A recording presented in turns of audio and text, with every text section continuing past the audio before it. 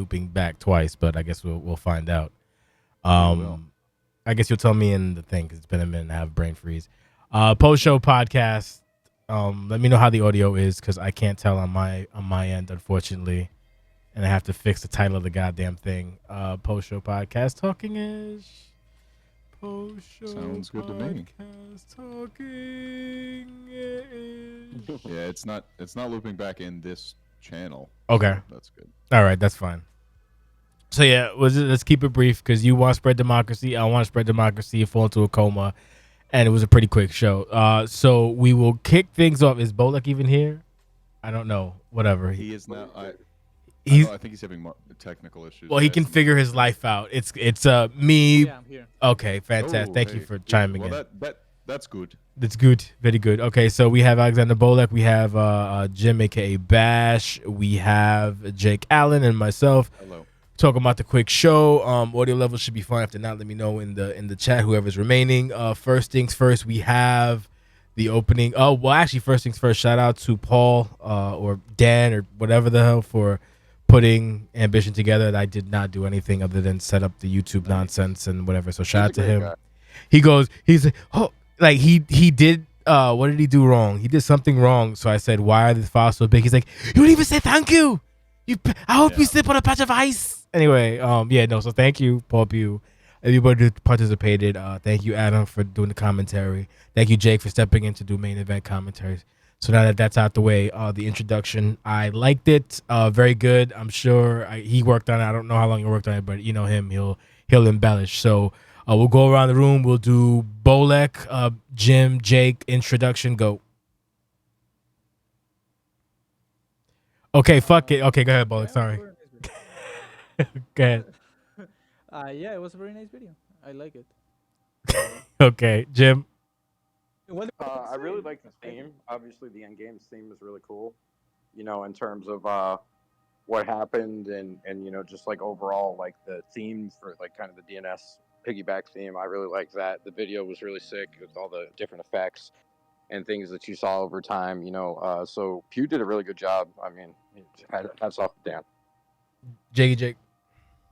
Yeah, the whole aesthetic, which we'll talk about, I'm sure, throughout all of the videos. I'll include my comments on the lower thirds. They were custom lower thirds, which we often don't have time to do for any show, really. But I'm glad that when Ambition gets a major event like this, which happens maybe two to four times a year, 3 or 4 times, whatever, it feels important. It's not just like it's not just Ambition with a different title. You know, this is a whole other, like, it feels like a big show. He made it feel like a big deal with the intro, the hype package at the end, everybody putting good work on their attires and everything for the most part. The lower thirds were a great addition, and I love the what did you call it? Unhinged casual commentary. That was a highlight for the whole show. Oh, so, yeah. They made it feel important with stuff like this. I enjoyed that shit thoroughly. I was just sitting here fucking trying not to die while I had my ham and cheese sandwich. Okay, so first match of the night we have.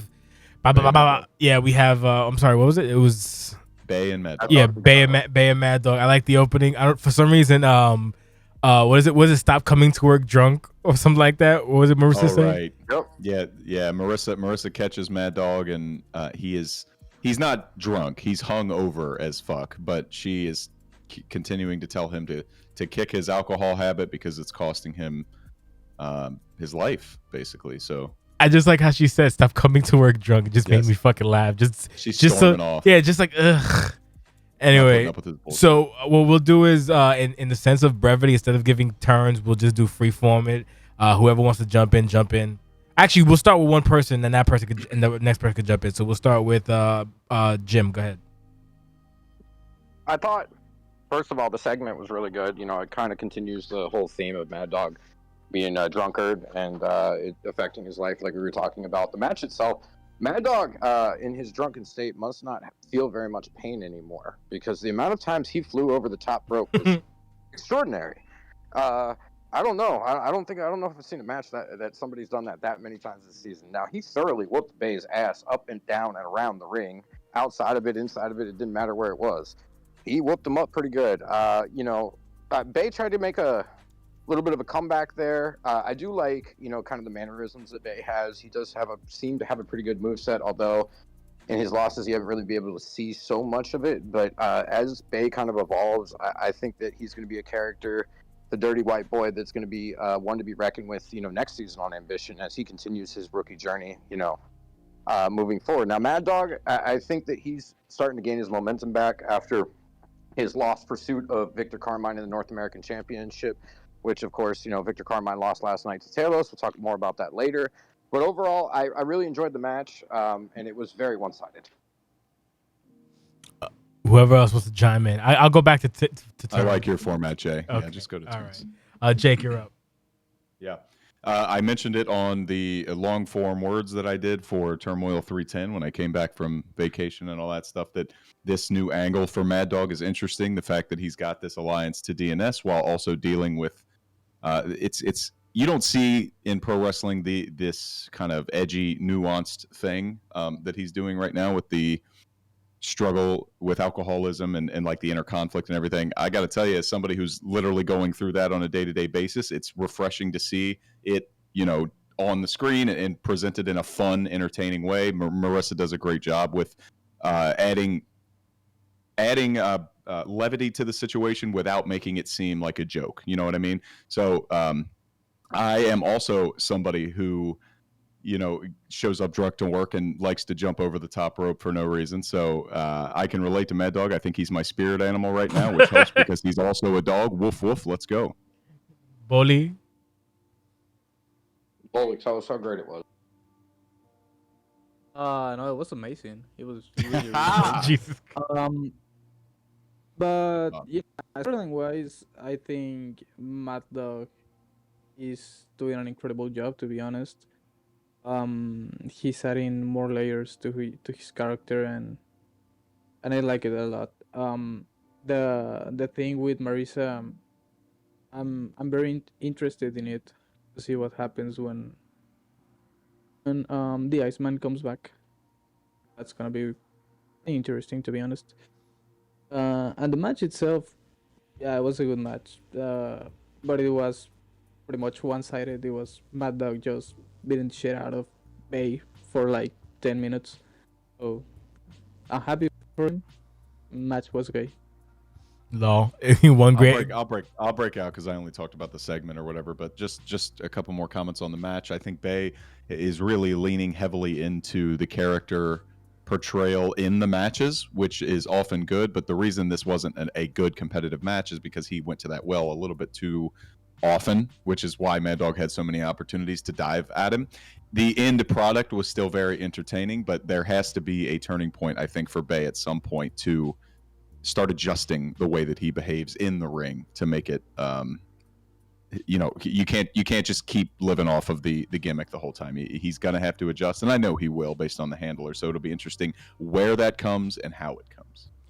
And I'll follow up with one-sided match. As you said, Bay plays with a handicap, so to speak. He has a lot of tools in his repertoire that are incredibly easy to counter and punish tremendously. So going to that well will lead to a severe disassociation with the competitive spirit, in the sense that, he's going to open himself up and get cracked off, basically playing with like a heavy handicap. I will say that what people are saying it's one-sided was, once Dog tried to get that sub in and it got rope break, there was a very big potential, and I'm not sure anyone else saw it, of an ass whooping, because that's when he woke up and said, oh, word, let's go. And then, thankfully Dog was like, oh, shit. And he realized it. So that being said, wasn't bad. Didn't hate it. Not bad match, not a good match, just a match. Moving on, we got Jinx versus Stunning Stewart Cockburn. I'll just talk about it real quick. Talos. I'm sorry. Yes, correct. Talos speaks. Nice champion. Nice to see Talos out there. It's very like surreal, his journey to actually get here. So I'm very interested to see what happens down the road with the Talos evolution. So I guess since Jake is close to that one, I guess we'll have Jake, Bolek, then Bash go. He is, yeah. He joined just a couple months after me back in middle of 2018, and it was funny. I think Che made a joke or whatever in the chat that said, "I'm going to be the Talos of the women's division and not win a championship until my 6th year." But he's been kind of a consistent presence. He has gone up and down, but he's always kind of been there. You know, whether his role was to be somebody like just a competitor, or he was more in the front facing, especially early on when he had that match with Tyson Wagner when he came out at Resolution, and then obviously he was a part of the first ever tag chamber. So he's done a lot of stuff, but he's not a handler that is as loud and obnoxious as me, for example, or other people. He's not as front facing, but just like Ashley Moore, he brings a lot to the table and makes things pretty high quality whenever he gets his hands on it. He's just a quiet quality contributor. And honestly, I'll just say it now as the handler to pull back the fourth wall. When we went into OCW 19, I said the winner of Bolek and Talos will be my next challenger. And so once Talos won, we reached out, we made it happen.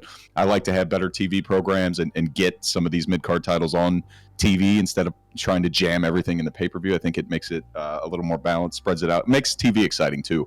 So I was actually happy to see him pop up here. It's super cool to see a guy win a title and then show up to a major event the next night, even though he's not booked, just to like show you what Talos the champion looks like. He had that, I think it was the Samoa Joe entrance. Very few people have ever used that. Super unique, stands out right away. He's big enough, he's bold enough to make it work. So he said he's watching tonight. So I'd be interested to see if the North American Championship, or at least in this reign, because we had it defended on London Calling earlier, becomes kind of the, you know, if you're ready to step up and move to the next level, this is the gate to go through. The ambition, I think. Bolek. Yeah, I'm very happy for him because I think he's in such a great moment for on his career. To be honest, he's coming for from a great win on Anniversary 19, and I want to see what he does with the title. I mean, I can't say much right now because I don't know a lot of things from his past, but I'm happy for him. I know the guy is great, like the handler itself as a person, and I'm happy that he won the title. So I want to see what he does. Fuck you. Okay, thank you. Jim? I've known the person for a decade, quite literally, so I know how hard he works and the things that he does, so I'm very happy for him. You know, I think, interestingly enough, you know, it was great to see him show up, and I hope that, you know, to kind of piggyback up Jake's comments, that this, you know, it's the opportunity, the championship that gives people that kind of that step up, the next opportunity, people's, you know, I guess, you know, foray into championship contention. You know, North American Championship seems like a great place to do that. I would love to see him have a nice, fruitful, long reign, though, as well. You know, personally told him that as well. You know, it's one of those things where the last few North American champions have only really made it through 2 or 3 defenses. They don't really hold on to the belt very long. So we're going to see if he can stand the test of time here and hold on to the championship. I'm also very interested with the kind of things kind of shifting over, you know, who is the next challenger? Who is the next person that's going to step up for this North American Championship now that Talos is taking it off of Victor Carmine? And he's kind of like, the whole thing left you guessing, because like I've been wondering where Talos was for the last little bit ever since Anniversary. And I didn't know who was behind those vignettes, right? Like, you know, the time running out and a very almost DNS style, like the stuff coming up on the screen and all of that stuff. But I guess I should have figured it out when I saw the clocks, right? That was the key tell for that. So just overall, you know, Talos has done a great job. I'd love to see him on Ambition, you know, showing out, showing that title. His look is super clean at this point. He's really got that refined. And best of luck to him, and I want to see what he does with it. Yes, indeedy. Feed the needy. Next up, we got Jinx versus Stunning Stewart Cockbrine.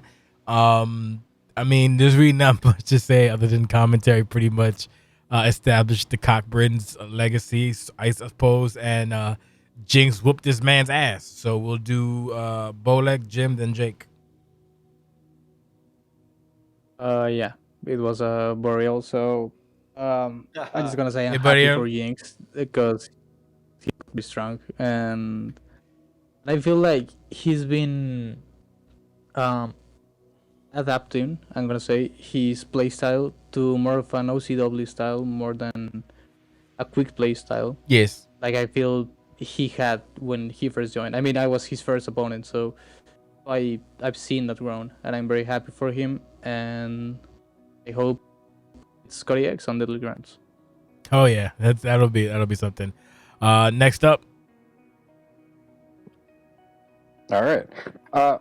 So I guess I'll cut in here because I see all the work that Jinx puts in. You know, we work, you know, DNS, all of us kind of work on this stuff together, little bits here and there, right? Like, so I'm very happy for him because I know how hard he works and how tough at times it has been for him this season to feel like, you know, especially being in a 6-man faction, that maybe you get overlooked. It's hard to book a 6-man faction. Every member of the faction, you know, that type of thing.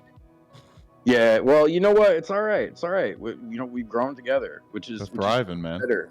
You know, so it's one of those things that, you know, I personally was okay with taking a back seat at times, just being the leader and not having as many opportunities because it meant that these guys could flourish in their own right. You know, so that's okay. And I just know that he puts in the work, and, you know, that the match that you saw was indicative of all of the work and the practice, and we DM and all that type of stuff. And he's done quite a bit to adjust his style, make the matches look aesthetically pleasing. And he's also worked on his presentation. He's constantly working on the character and the presentation, tweaking the character, bringing new things into it. And I think that's one of the things that I appreciate about Jinx the most, right? Also, you know, just a forewarning to Scotty X that he's going to whoop his ass yeah. at the ground. So just letting you know. And you want quick play, Jake? You're up. Yeah, no, I think this is a perfect match, especially for somebody who is building into it. This whole show had a type of pacing that just felt very well booked for an IRL fed, and because IRL gets to pick the endings and we do not, that makes it even more impressive to me. It's something that happens to OCW very frequently, but the opening of the show, especially, to be like, oh, DNS, they, you know, we crack a bunch of jokes about them, our stream buffers anytime they show up, but like the opening salvo of Mad Dog destroying Bay and Jinx destroying Stewart was perfect, not just because it's like, oh, DNS is strong, look, but because their opponents are entertaining characters, and the people behind those characters are able to do it in a way that doesn't just say, I'm a local, squash me. You know, it's not that. And, you know, we're a comp fed. They tried while playing in character and everything. So to see them get their asses beat, but also like the whole time in VP or when I was watching, we're cracking jokes about Jay, cracking jokes about the Cockburn family. That is a perfect recipe for an entertaining match. And especially so when Cockburn and Bay got beaten down so badly, because there is a risk if you have boring situations and it's a blowout that you're just like, all right, end it already. But I didn't feel that at any point, just because it was so fun. Stewart's presentation is like the rebel of the Cochran family, the kid, super funny.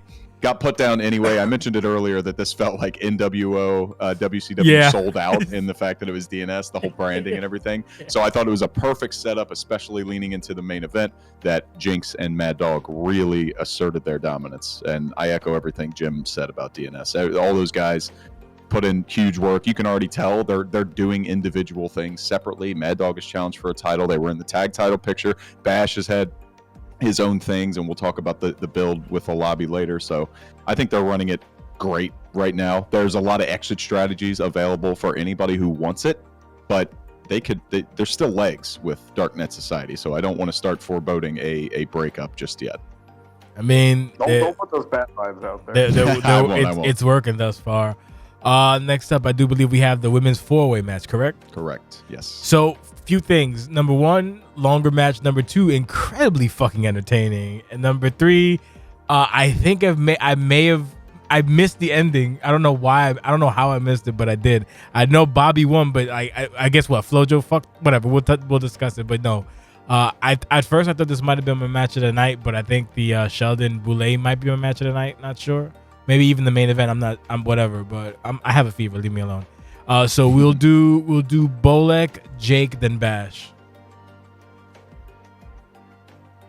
Yeah, I think the word to describe this match is entertaining, like you said. Super. I think everyone had their moment to shine in the match, and that's pretty cool.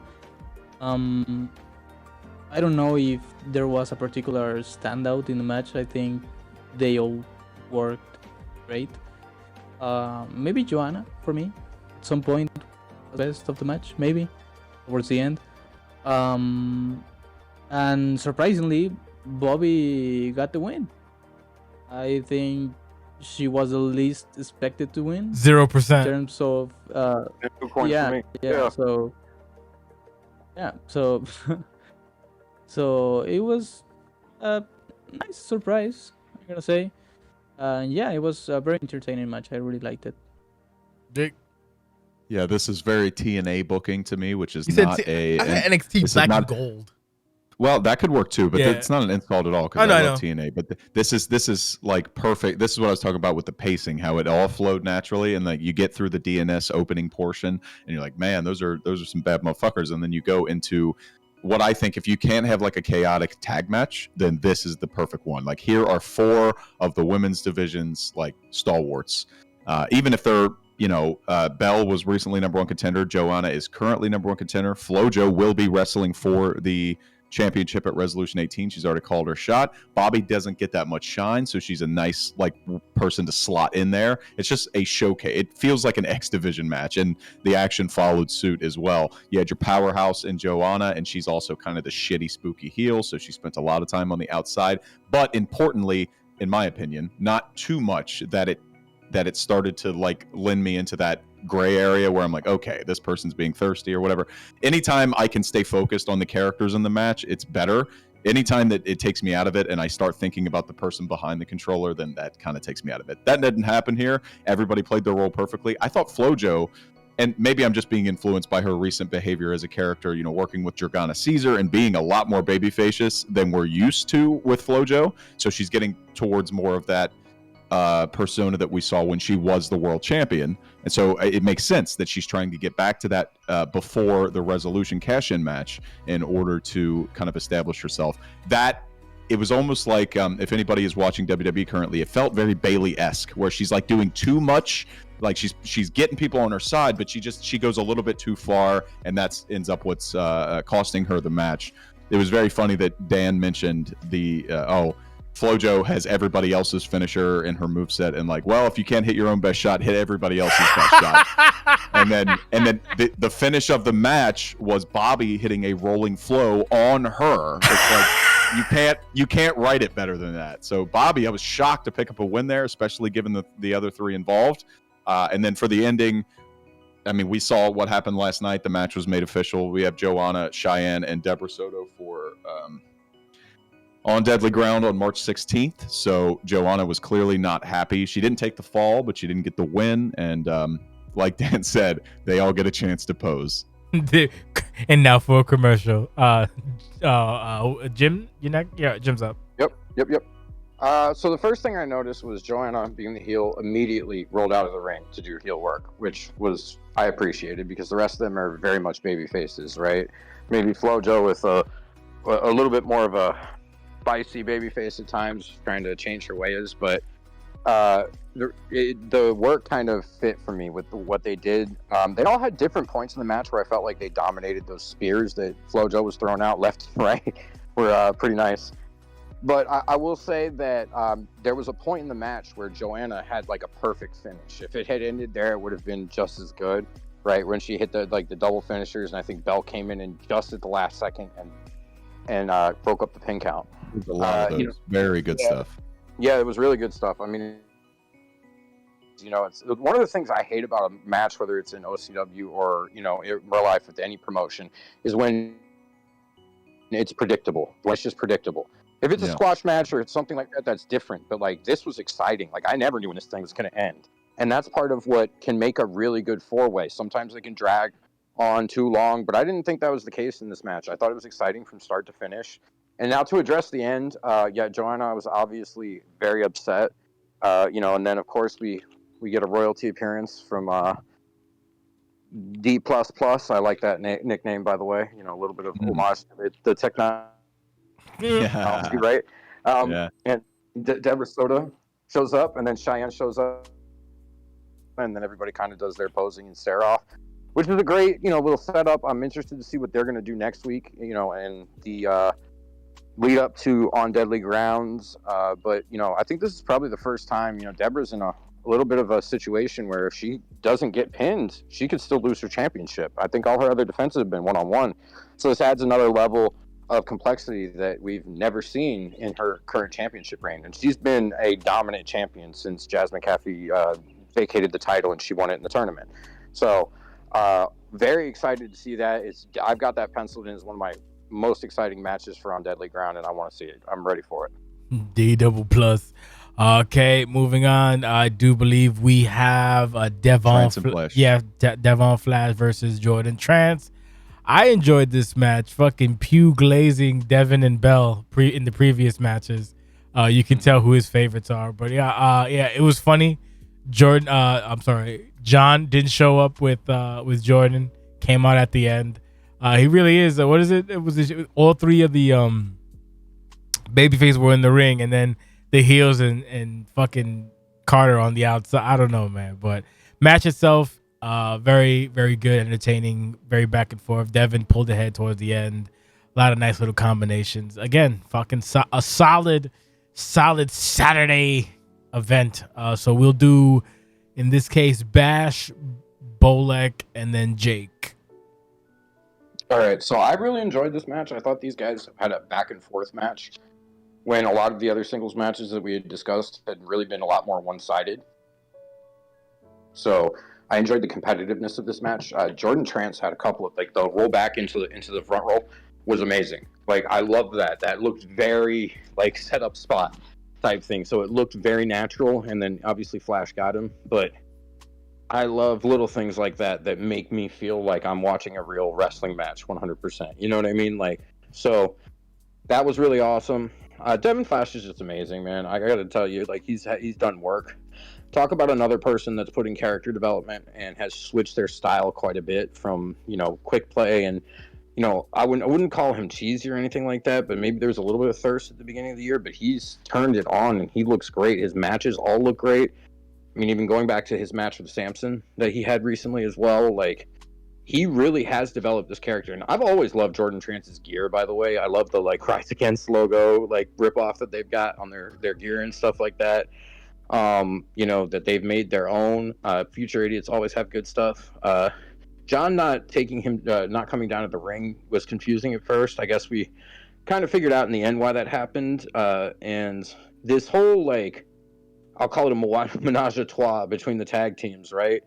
The three tag teams. We got Grit and Glory, Future Idiots, and Mass Effect, right? Where they've really set up this thing where Grit and Glory is kind of the tweeners, the clear baby faces of the Future Idiots here, and then you got Mass Effect, which is a great heel team. So I'd be really interested to see maybe these three teams in a match at some point in the future, because they've really set this up and they've gone. And I mean, Grit and Glory and Mass Effect have been feuding almost all season, right? So there's got to be a big payoff here, and I think the tag team championships would be involved with that. Overall, I really liked the segment at the end. Bobby coming out and getting that revenge on Ryvon was really good. Her and Chance, and the babyfaces stand tall. Is it my turn? I think it's Bolek's turn, but he fucked up. He fucked up. Jake, you're up. Bolek can go last. Jake, you're up. Jake. Oh, okay. All right. Fine.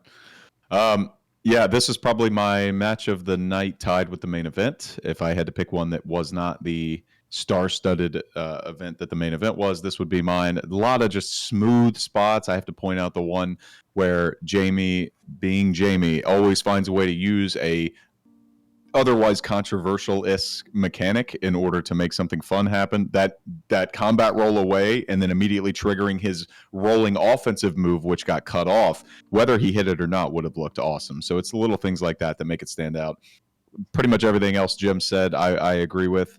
About the match itself, it was played pretty perfectly. Devin Flash has come a very, very long way, as I mentioned in the long form words. And he is now in a place where I think he's a core member of OCW and what we're putting forward each and every week. So big shout outs to him. Congrats on the win. That's a big win. For the end, though, I do like what they're doing with the whole build on this. The build has been great. And honestly, it's because they're able to incorporate elements from the build that they had nothing to do with, right? The fact that they're all diving into this, holy shit, the tag team division is so jacked and full of talent, so we're gonna leverage that, is a big deal. And it just immediately pulls from other things, even if it's not directly involved with Mass Effect, Grit and Glory, or the Future Idiots, the other tag team stuff that's gone on this whole year. They're pulling from that and using it as a way to leverage themselves into a big time match. My issues with this remain the same as they have been, and that John Carter just doesn't want to be a babyface. He's not a babyface. He can't keep himself together. He's just, you know, whether you talk about the handler being a massive dork troll teenager, or the the character himself kind of reflecting that. I actually, on this night, didn't look at it as they're doing this wrong. I am actually looking at it more from a kayfabe perspective, and like, this all for me is seeming to line up pretty intentionally. Like, John Carter at this point is very, very clearly being a weasel. Like, this isn't just a miscommunication, or, oh, I wanted this result, but I'm getting this result. No, John Carter is being a weasel. First of all, there's no excuse for you not showing up with your tag team partner if the other person is going to be ringside. That being Ryvon. Shout out to the Shades. But to come out, he's been doing this, oh, I'm so hurt gimmick. It worked out for him on Riot a couple of weeks ago, but to not show up and then show up anyway and then like taunt on the stage because you recruited Grit and Glory. I made the joke after the beatdown happened that the three baby faces were celebrating in the ring. That felt very deliberate too. Grit and Glory and Jordan Trance. And then on the outside was John Carter and Mass Effect. And to me, it is heel. So if I have to disagree with anything that Jim said, it would be that this is good because it has a mixture of alignments, but the clear-cut heel team is Mass Effect, and they don't make any qualms about it. They don't say, we want you to like us, please like it. They know that they are bad motherfuckers, and they're telling you about it. The babyface team is Grit and Glory. It's not even close. Those two have been such a tight-knit, like, unwavering force against Mass Effect specifically, but in the whole tag division since the season started, especially with Bobby's presence. The tweeners here are Jordan and John, because there's a clear separation between their behavior. Jordan is for me, the innocent, like, good guy. He doesn't know any better kind of character, what I'm seeing right now, but he has the genes, obviously being a trance, to do what he's doing. And John, I feel like, is abusing him. I think he's taking advantage of Jordan Trance. I think he's taking advantage of the situation that he has found himself in, and he's falling back. Even if he did show some babyface stuff before, he's falling back into his old habits, which makes sense from a logic standpoint, and is now taking advantage of his partners the same way he did in the wrestling club. So that, as a story, is good, but I guess the intent is what matters, and I'm not going to worry about the intent. I'm not going to say, well, if you're planning on doing this, you're doing it wrong. I'm just going to tell you what I see from right now. John Carter is a piece of shit, and I feel very bad for Jordan Trance, especially for whatever's coming next. Bolek. It was great. Oh yeah, you tell him. Talk your talk, Bolek. No. Actually, well, match was good. I liked the match. Well, it was the first competitive match of the night. Well, one-on-one match. But my problem comes with the post-match stuff. And well, basically, pretty much what Jake already said. But I don't know. I just don't love this feeling that I have that Grit and Glory is always saving the Future Idiots, despite being contenders for the titles.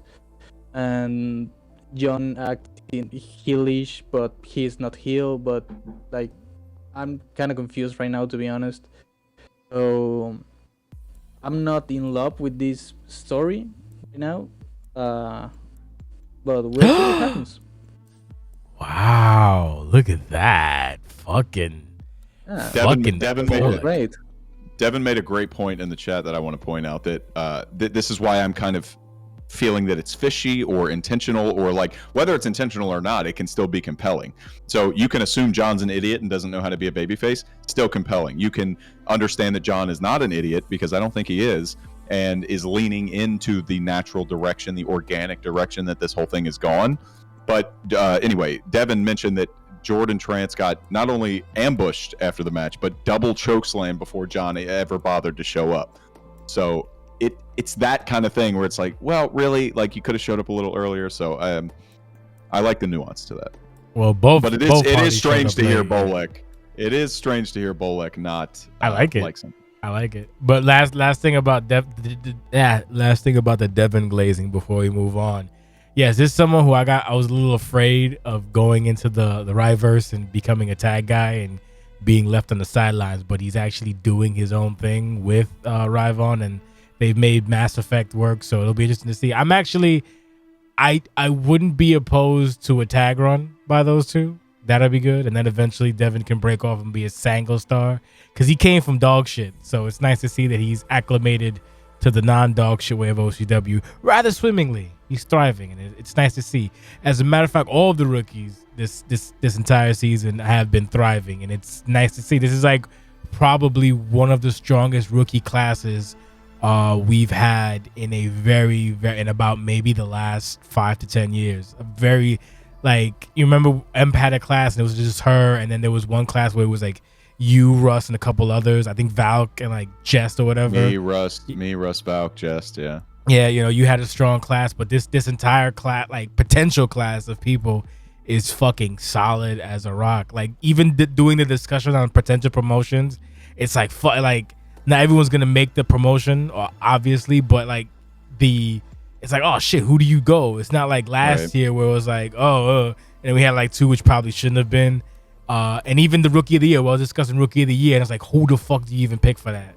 There's so many arguments to make, which is a good problem to have, as opposed to being, it's a landslide. Oh, it's fucking so and so. Oh, it's Marissa. Oh, it's M. Now it's like, oh, who the fuck is it? So it's a good problem to have.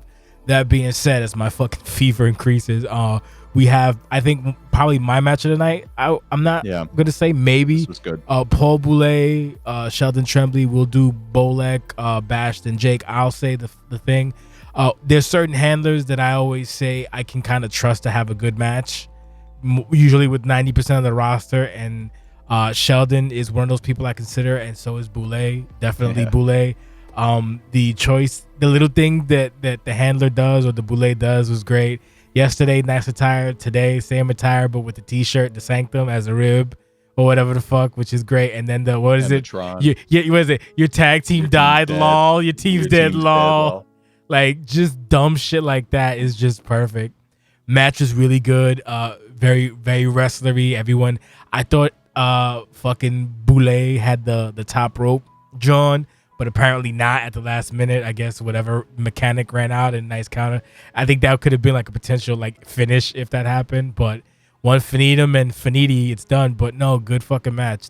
Two great mechanically in the ring, good match watchers in that match. So that's probably my match of the night. Probably gonna mark it down for me. Jim, mark it down so I can add it to the form. That'll be up probably next week. So like I said, whatever order I had, the order was Bolek, Bash, then Jake. So fuck it, do that order. Yeah. This is what I expected to be my match of the night, and it probably was. Yeah, because it was a very good match. But it kind of fell short to me. Because I feel like it started with a very slow pace, I'm gonna say. And right when it was getting better and better, it just ended with one finisher. So I was kinda, left wanting more. Yeah, it was a very good match. It was probably match of the night. Sheldon looked very strong, as he should, because he's gonna face Owen at Deadly Grounds probably. And yeah, it was a very good match. I just wanted it to last. Oh wow! He's like, why couldn't it last forever, brother? Jim? Yeah. So I did really like this match. It was and what really surprised me is Paul Boulay. Sometimes he'll come into a match and he'll like surprise you, and he'll like pull out a victory or pull out a really good match, and then other times he'll just look overmatched, right? So I think the thing with Paul Boulay is like, which Paul Boulay are you getting today? Now the presentation that we talked about with like, the Sanctum stuff and the trolling was very Paul Boulay, because he's that like, I look down on you. I'm gonna spit on you, Canadian guy, right? Like he's always portrayed that from the time that he was the North American champion when he beat Isu, lost to Victor Carmine, etc. Right? So that was interesting. Now, if he did not take too much time, he would have hit that move in the corner. I think he took too much time hot dogging and grandstanding, as we would call it, right?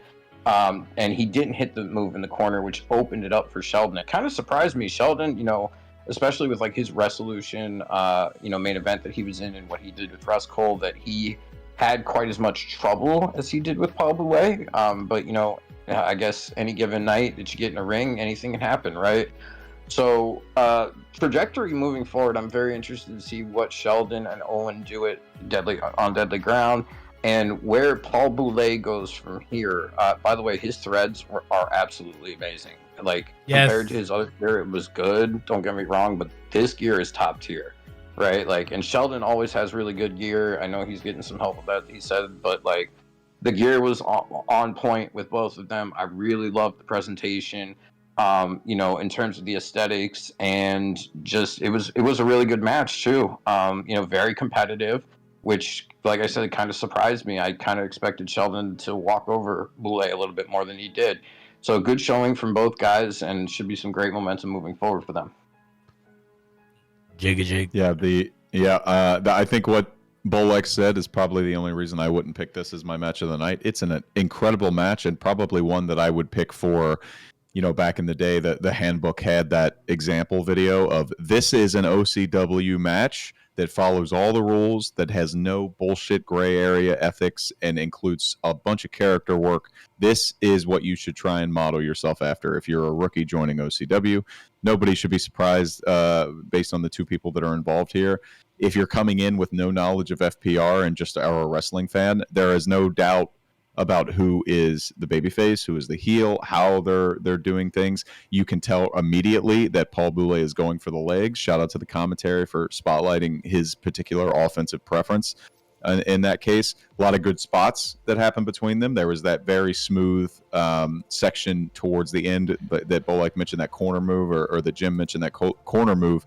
Those kind of, I have no better word for them, high spots they add so much life to a match, and they make them stand out versus other matches. If you just bring two people in here who think they're quote unquote good at the game and just be like, win at all costs, it's not going to be fun to watch. But that's where OCW nails it as a hybrid, and that's where these two both nail it as a hybrid. The finish worked as well. The quick roll up, Boulet stands right back up, boom, finitum. That is finitum, and it should be. Sheldon Trimbley is not just the youngest Triple Crown champion ever, but he is walking into a major match at On Deadly Ground. So not just a major match, but a very emotionally heavy match, probably the best build of the entire card. But just like I said with Bay and Stuart Cockburn's involvement earlier in the show, Paul Boulet was such a big part of why it was a big moment for Sheldon Trimbley. Both of them had to work together to make it what it was, and it was great. So wasn't my match of the night just because it didn't hit that second or third gear like Bolek mentioned, but other than that, pretty picture perfect stuff, and Sheldon has a lot of momentum heading into the Go Home show next week. Yes, indeed. So I did want to say one thing before we move on. The commentary, which ended after this match, was absolutely fantastic. The two of them really, after Ambition, they kind of felt each other out, in terms of what they were doing on the Ambition main event, when we did DNS versus the Collective. But I could tell the difference. They were very comfortable with one another, working with one another, and just playing off of one another, right? And it was funny. It really brought me into it. Normally people are like, with wrestling, it's like, hey, don't let the commentary take away from the stuff. They added to it, and I thought that was highly impressive. Agreed. Yeah. The commentary all night was great, except the main event. Damn. Speaking of the main event, we're going. We got the hype package for the main event. I liked it. Excellent. What is it? Hold on a second. It was great. Yeah, man. This felt like an event. It felt like a pay-per-view, and so I have nothing negative to say. It built the tension that we were working for the last couple of weeks, as you do in wrestling. And unfortunately, the commentary is what it was because Adam is not paid for 6 matches. He's only paid for 5, and Pew was in the actual match, so he had to find a replacement. But yeah, so I guess we can talk about the hype package main event in one shot. Then we can close it out. Yeah. Then we can spread democracy, or in my case, fall into a coma and spread democracy. Who knows? So we'll do we'll do Bash, Jake, Bolek, go. I really enjoyed this match. We all, Pew, Russ, Bullock, we all thought it was a really good main event match, in terms of the way it turned out. I thought it was very back and forth at first. I tried, personally to make sure that I didn't isolate too much, moved around. When I rolled out of the ring, I walked around the outside, made sure I got back to my half of the ring.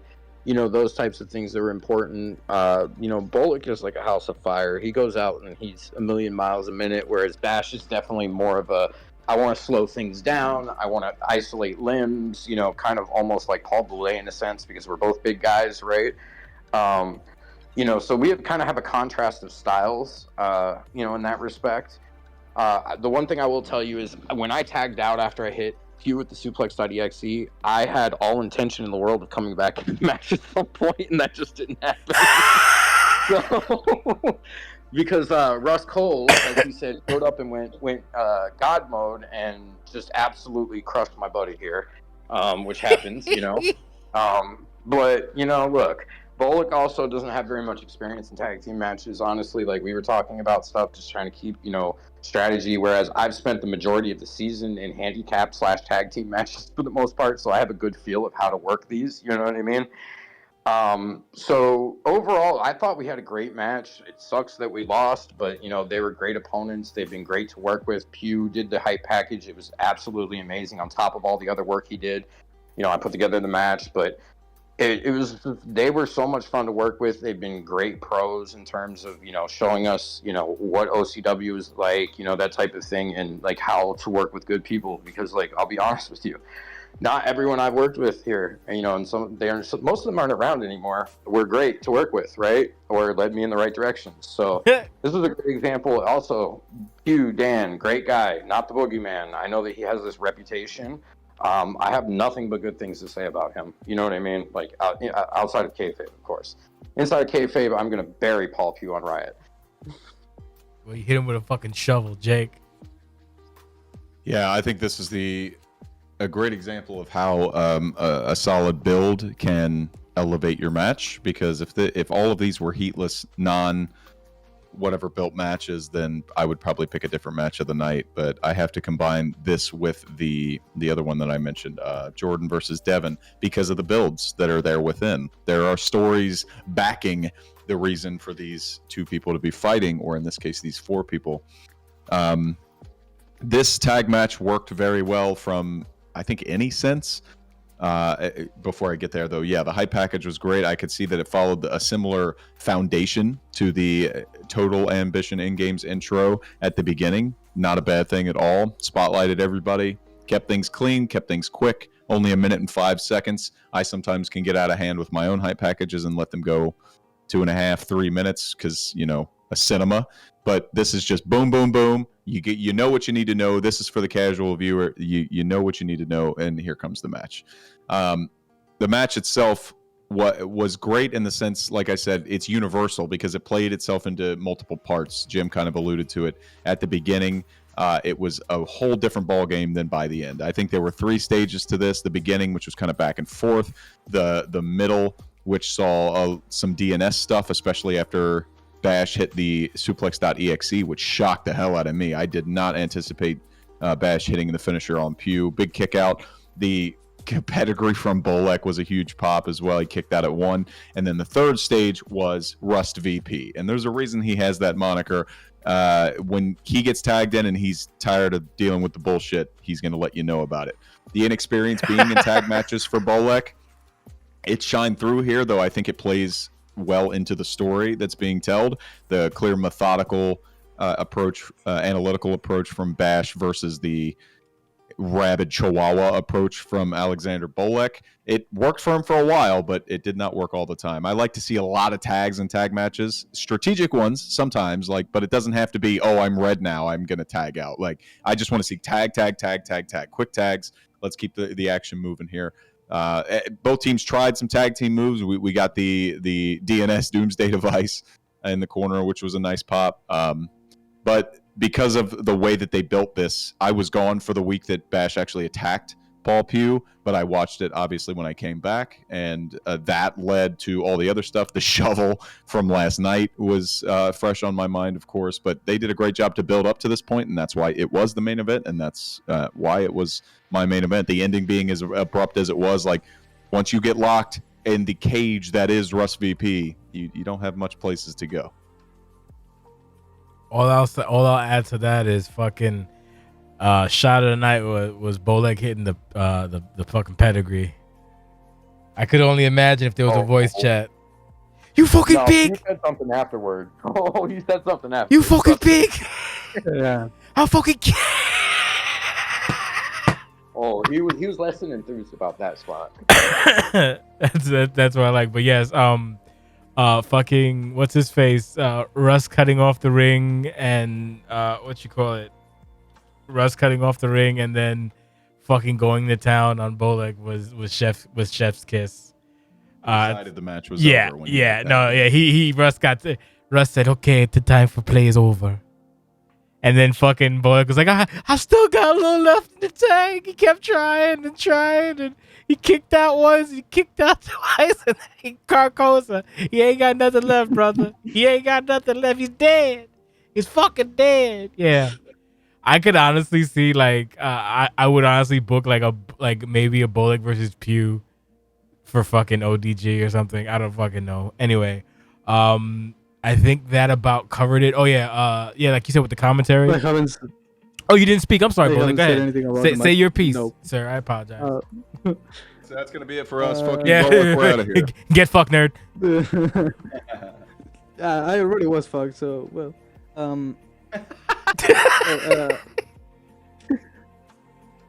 By a Frenchman. Well, I've been there. I know. I'm speechless. I don't even know what to say. High package was great. Food itself, it was great. I really enjoyed working with these two guys. Obviously, I already worked with Rust, but it's my first time working with Pugh, and he's an amazing guy. But fuck him. And yeah, match itself. Yeah, fuck him. Match itself, I feel like Will had a lot of fun, to be honest. I wanted to tag out at the last part of the match when Rust was killing me, but I just couldn't. He's Like- killing me. This guy was drugs. He wasn't something. I don't know. Like, I faced him quite a lot of times. Not Rust Cole, but his other characters, and he has never been like this. like my signature, the corner thing when I just kick the head of the other guy slowly as fuck. That has never been reversed. Except for me in a DM, that's It was the first time. Yeah, no, but in TV, that was never reversed. It's the first time it was reversed on first time. So I don't know, man. Since he got tagged in again and he shoulder tackled me and I turned red, I knew this was over. Oh my From god. that exact moment, I knew it was over. And I think I told Jimmy, "Hey, bro, this is over." And then Sure did. I ate. You sure did, and I'm standing on the apron. Yeah. He knocked me off the apron, and I'm sitting there like, oh, fuck. Once he knocked me off the apron, I'm like, this shit's over. There's no chance to tag me down. No. Jimmy, help. Jimmy, it's over. Jimmy, I It tried. kind of sounded like that, too. It's like, help. Jimmy. Jimmy, No, yeah, please. it was like that. It was like that. I Oh my swear. god. Yeah, I mean, what can I do? That's why he's a future Hall of Famer. I mean, yeah, I got fucked. Now I need to get my win back.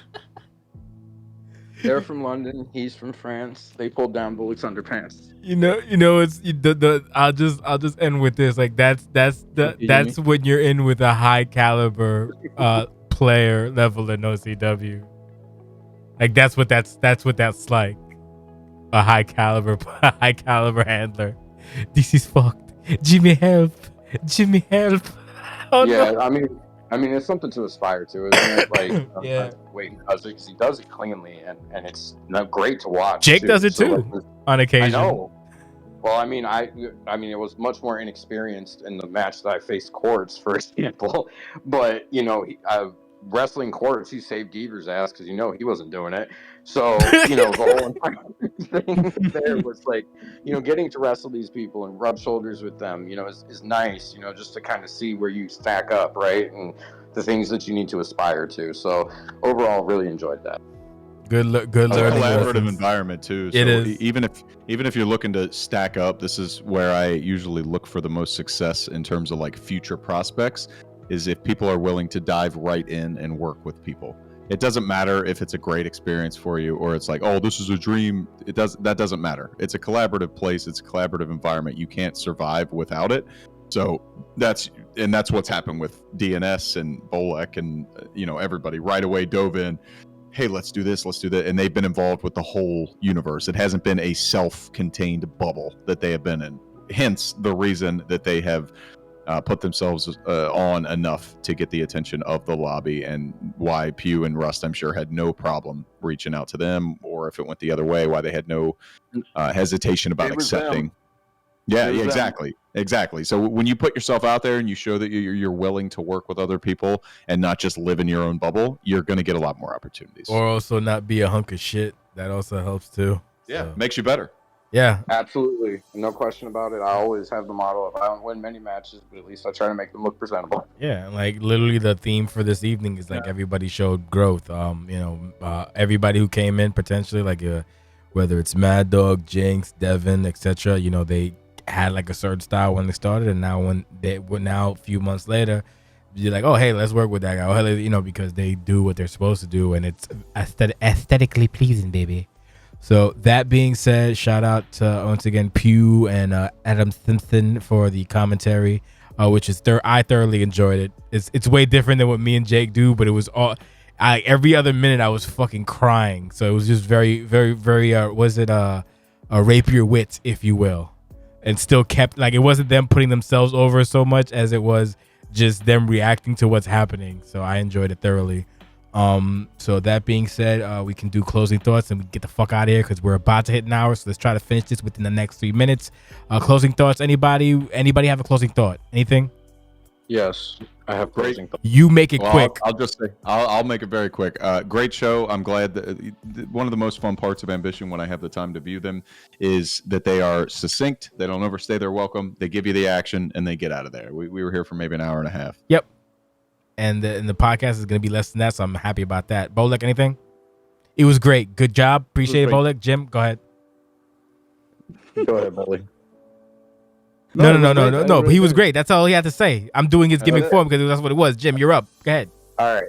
So first of all, thank you to Dan and Russ.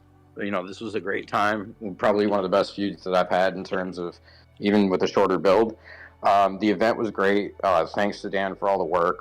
He all the stuff that he did, it looked amazing. He's done a lot of DNS themed stuff, so he's really been a champion of ours. I know he loves Bell and Devin Flash, but he's said some great things about DNS as a whole as well. So we're really appreciative of that as well. Event was great. I'm looking forward to the kind of the end of the season and just really where all of these characters go next season, right? I think that's my biggest takeaway from this is where is the launch pad for everybody? So I think everybody's ready to kind of skyrocket. There are people who are leaving, retiring, things like that always happen, right? So who's going to skyrocket up the card a little bit and, kind of make their claim in their second season in OCW? Who the fuck knows? But I'm actually looking forward to 24 in some respects. I know Dupree is. I know, and to some extent, Jake is. And a lot of people actually are. So exciting. I can't wait for the break. I can't wait for ODG. And I can't wait to see what happens next week. I'm going into the fucking 24 with tepid anticipation. So we'll see how much of a ball ache or not it will be. So that's exciting to know. That being said, thank you, Jake Allen. Thank you, Jim, Yep. aka Bash, for the forum help and everything else. Thank you, Bullock, for being great. Thank you, everybody, for listening to us. And now we may spread democracy, and I may fuck off. The podcast is going up. The show should be up on YouTube, and the replay for this should be up on the Twitch. Thank you. God bless, and good freaking night.